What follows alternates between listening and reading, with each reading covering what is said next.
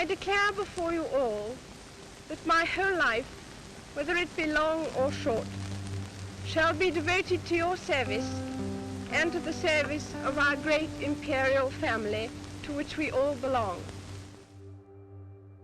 In a way, I didn't have an apprenticeship. My father died much too young, and so it was all a very sudden kind of taking on and making the best job you can. It's a question of accepting the fact that here you are and it's your fate.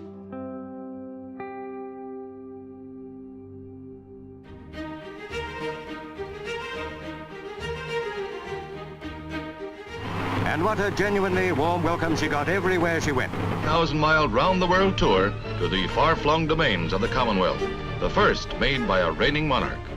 Germany's warm welcome to Her Majesty and Prince Philip, the first visit by a British monarch for over 50 years. Another royal tour, this time to Ghana. A lightning visit to northern France. Another port of call, another official welcome ahead. On to New Zealand, with a Maori choir singing a welcome.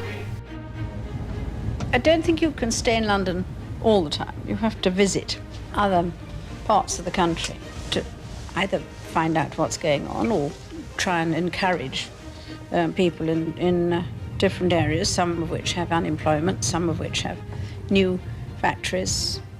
And I think the possibility of meeting more people is very important. Set in motion the nationwide celebrations of Her Majesty Queen Elizabeth's Silver Jubilee. 25 eventful and glorious years.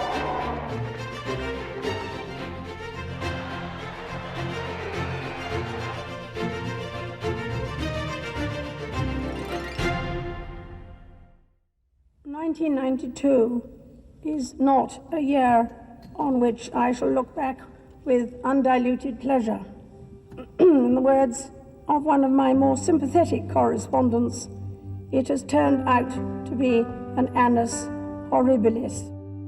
3 of her married children all having marital difficulties in the space of a matter of months, and then a fire in Windsor Castle, somehow almost suggesting a kind of divine justice being meted out on the House of Windsor, quite literally the House of Windsor.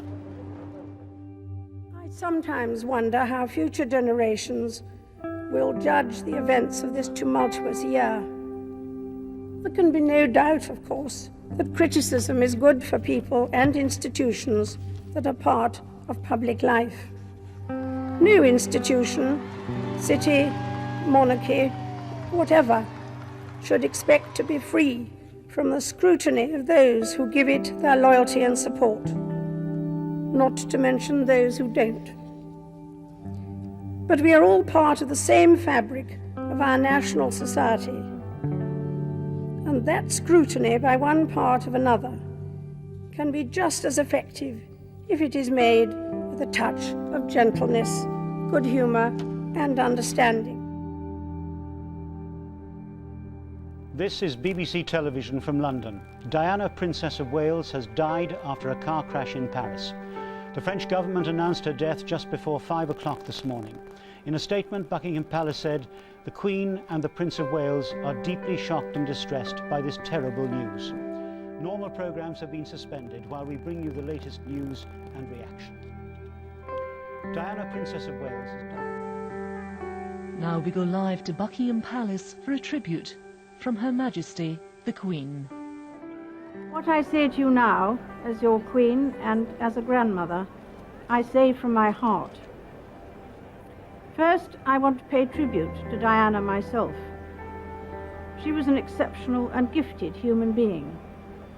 In good times and bad, she never lost her capacity to smile and laugh, nor to inspire others with her warmth and kindness. Queen and Duke of Edinburgh coming out now. The Golden Jubilee coincided with another difficult year for the Queen, because in 2002 both the Queen Mother and Princess Margaret died, so it was a difficult time in many ways for her. Change has become a constant. Managing it has become an expanding discipline. The way we embrace it defines our future. Well, Just days after giving what has been described as a car crash interview on television, Prince Andrew on Wednesday, in a statement, said that he would be stepping down from royal duties for the foreseeable future. Tonight, Oprah's interview with the Duke and Duchess of Sussex. Accusations of racism at the heart of the royal family could represent an existential threat for this ancient institution. A statement was released on behalf of the Queen. The issues raised, particularly that of race, are concerning. While some recollections may vary, they are taken very seriously and will be addressed by the family privately. Harry, Meghan and Archie will always be much-loved family members. The outbreak of coronavirus is now undeniably a global crisis and is now officially a pandemic. While we have faced challenges before, this one is different. This time we join with all nations across the globe in a common endeavour. We will succeed, and that success will belong to every one of us. We should take comfort that while we may have more still to endure, better days will return. We will be with our friends again. We will be with our families again. We will meet again. It is with deep sorrow that Her Majesty the Queen has announced the death of her beloved husband, His Royal Highness, the Prince Philip, Duke of Edinburgh. He is someone who doesn't take easily to compliments, but he has quite simply been my strength and stay all these years. And I and his whole family, and this and many other countries, owe him a debt greater than he would ever claim, or we shall ever know. When I was 21, I pledged my life to the service of our people, and I asked for God's help to make good that vow. Although that vow was made in my salad days when I was green in judgment, I do not regret nor retract one word of it.